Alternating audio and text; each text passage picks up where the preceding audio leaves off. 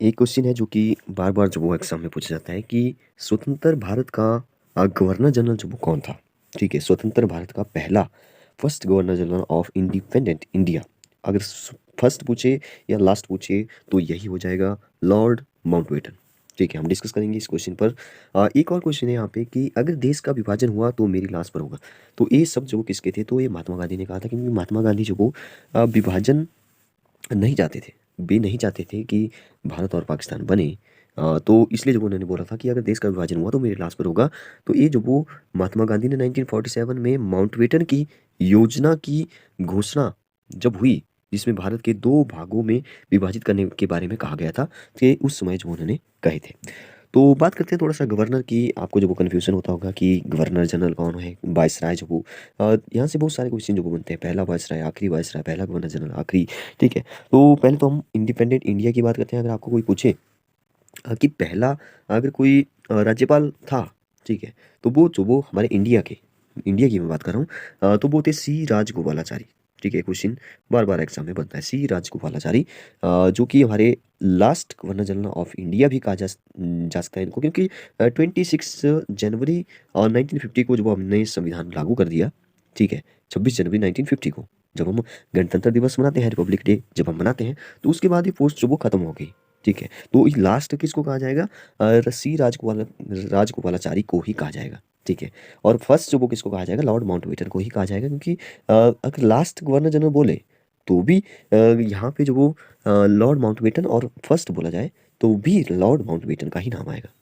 अगर हम बात करें, देखिए गवर्नर जनरल और वायसराय में छोटा सा डिफरेंस सिंपल भाषा में आपको मैं बताता हूँ। गवर्नर जनरल और वायसराय में डिफरेंस देखिए। जब आपको बताइए कि ईस्ट इंडिया कंपनी ईआईसी जो वो भारत में आई व्यापार करने के लिए, ठीक है, धीरे धीरे जो वो शासन करना उन्होंने लागू कर दिया। तो उस टाइम जो वो राज्यों जो भी मतलब कि देखिए गवर्नर जनरल जो वो क्या होता है, गवर्नर जनरल जो वो कौन होता था कि जो ईस्ट इंडिया कंपनी के शासन के तहत राज्यों के सभी राज्यपाल का प्रमुख होता है। तो वही तो गवर्नर जनरल होता था, ठीक है।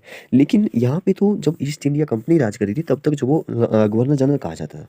लेकिन आपको पता है कि 1857 के बाद जब वो ये जो ईस्ट इंडिया कंपनी थी, इनका ये जो शासन कर रही थी, इनकी जो सत्ता थी, वो जो वो ब्रिटिश सरकार के हाथों में चली गई। तो यहाँ पे जो फिर ये जो गवर्नर जनरल का जो नाम था, मतलब कि एक पोस्ट का नाम था गवर्नर जनरल, तो ये जो वो फिर किसमें चेंज हो गया, ये जो वो वायसराय में चेंज हो गया। मतलब कि 1857 के बाद जो वो वायसराय जो वो बने, ठीक है। तो यहाँ पे जो फिर गवर्नर जनरल और वायसराय, ठीक है, 2 हो गए।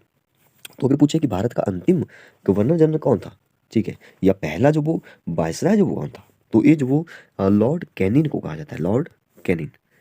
लॉर्ड कैनिंग को जो वो पहला और आखिरी गवर्नर जनरल कहा जाता है। पहला पहला वायसराय हो गया, ठीक है। अगर हम बात करें पहला वायसराय की बात करी, आखिरी गवर्नर जनरल की बात कर ली लॉर्ड कैनिंग की।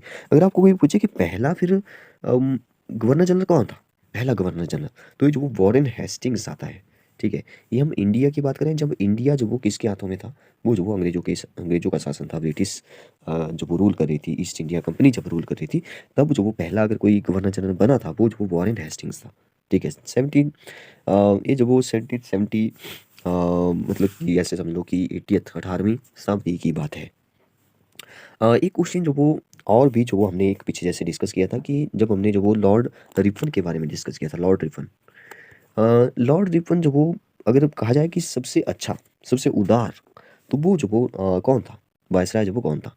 वायसराय इसलिए बोल रहा हूँ क्योंकि ये जो वो 1880 के बाद जो वो 1884, मतलब कि 3-4 साल जो वो इन्होंने शासन किया। तो इस सबसे उदार, सबसे अच्छे जो वो भारत में इन्होंने बहुत काम किया। भारत के लोग जो वो इनको सबसे अच्छे वायसराय या गवर्नर जनरल बोल दो, कोई बात नहीं है। इनको जो वो कहा जाता था, लॉर्ड रिपन को, ठीक है। हाँ, तो हमने काफ़ी कुछ डिस्कस किया। अच्छा, यहाँ पे जो वो लॉर्ड माउंटबेटन की योजना के बारे में आ रहा है, तो माउंटबेटन योजना क्या थी?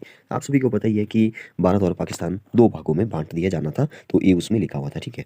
और इसमें एक और बात भी थी कि जो देशी रियासतें थी, सेकंड पॉइंट, जो देशी रियासतें थी वो अपनी इच्छानुसार भारत या पाकिस्तान में सम्मिलित हो सकती थी, उनको जो वो छूट थी, मतलब, ठीक है।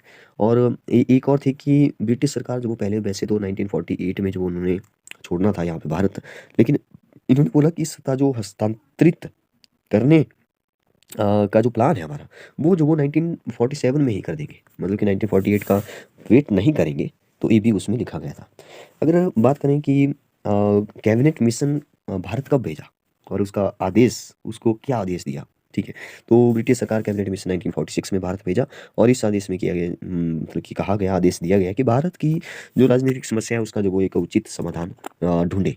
तो ये जो उसमें कहा गया था। अगर आपको जो वो कोई पूछे कि क्या प्रभाव पड़ा 1947 के भारत विभाजन का, ठीक है, भारत दो टुकड़ों में बट गया, पाकिस्तान और भारत, ठीक है, जिसमें कि ईस्ट पाकिस्तान था, वेस्ट पाकिस्तान, जो आजकल वेस्ट पाकिस्तान ही पाकिस्तान है।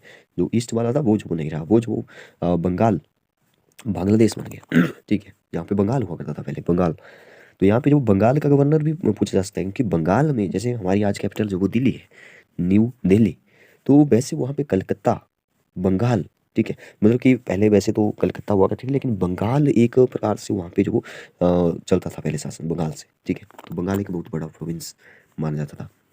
तो 1947 के कारण जो वो एक तो पाकिस्तान और भारत में एक दंगे भड़क उठे, सांप्रदायिक दंगे जिनको कहा जा सकता है। इन दंगों में दोनों ओर से अगर आप पढ़ेंगे तो 6 लाख के आसपास जो वो नंबर आता है, 6 लाख स्त्री पुरुष या बच्चे जो वो मारे गए थे और 1 लाख युवतियों का जो वो अपहरण भी किया गया था। उनका या तो बलपूर्वक धर्म परिवर्तन किया गया या तो बाजारों में बेच दिया गया उनको। और लगभग 1 करोड़ हिंदू तथा सिख शरणार्थी के रूप में भारत पहुंचे और 50 लाख मुसलमान जो वो पाकिस्तान चले गए। और विश्व इतिहास में इतने व्यापक स्तर पर जनसंख्या की अदला बदली की कोई अन्य उदाहरण नहीं मिलता है हमारे को, ठीक है।